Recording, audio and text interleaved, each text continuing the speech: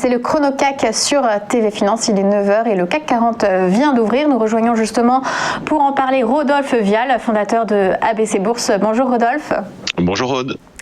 Alors le CAC 40, ça y est, a retrouvé ses niveaux des années 2000. Est-ce qu'on peut aller sur les 6200 cette semaine par exemple ?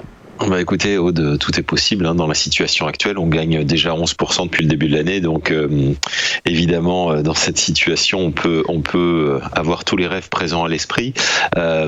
Néanmoins, même si on a une ouverture mi-figue mi-raisin, puisque on oscille autour de l'équilibre ce matin là, 6169, 6166, il y a quelques petits signes de faiblesse qui apparaissent sur le marché. Alors c'est vrai, quand on regarde le graphique, il est très directif. On est au-dessus de cette droite de soutien tracé en rouge, depuis le mois d'octobre, ça monte, on le voit, on est sur les plus hauts de l'année, on est sur les plus hauts depuis même 2007 et les subprimes.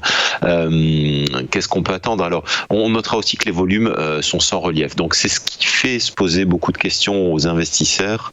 Ce marché qui monte sans volume, avec des indicateurs techniques particulièrement tendus, on le voit sur le RSI qui est au-dessus de la barre des 70%, beaucoup de monde se pose des questions. Alors, on pourrait avoir les réponses dans les prochains jours, puisque c'est la saison des résultats qui va commencer aux États-Unis, et notamment, puisque c'est traditionnel, ce sont les banques qui vont publier en premier, et ce sera à partir de mercredi. Donc mercredi, on aura une grosse fournée, Goldman Sachs, JP Morgan, Wells Fargo, etc.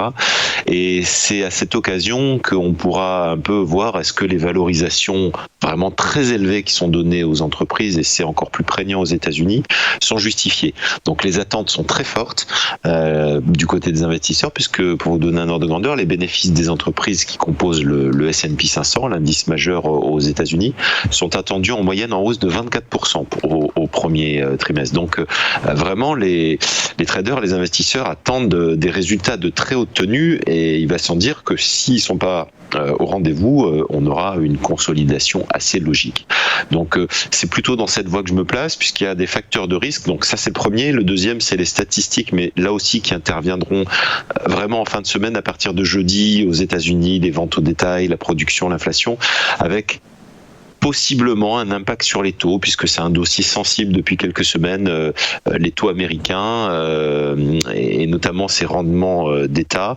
Donc est-ce qu'ils entraîneront une hausse des taux de la Fed prématurée pour contrer cette inflation? Voilà, c'est des questions qui se posent. En tout cas, sur les niveaux du CAC 40 actuel, on peut quand même souhaiter une petite consolidation pour détendre un petit peu l'ambiance, parce que voilà, 6160 points dans la situation actuelle, et alors que les résultats sont pas encore au rendez-vous, ça peut paraître un peu tendu. Donc là, on baisse de 0,11%. Premier test technique, alors pour ceux qui sont longs sur le marché, donc qui sont acheteurs, moi je pense que vraiment cette droite, c'est ça qui doit guider le money management, et tant qu'on est au-dessus, on se dit qu'on va profiter de la tendance haussière, et on l'a vu, on a rebondi à plusieurs reprises et on a relancé à la hausse. Donc voilà, c'est vraiment le juge de paix, ce sera cette droite de tendance oblique, et tant qu'on est au-dessus des moyennes mobiles, on reste long sur la bourse pour profiter d'éventuelles bonnes surprises qu'on n'arrête pas d'avoir depuis quelques mois. Et on va suivre ça cette semaine, évidemment. Merci beaucoup, Rodolphe Vial, d'avoir été avec nous. Je rappelle que vous êtes fondateur de ABC Bourse.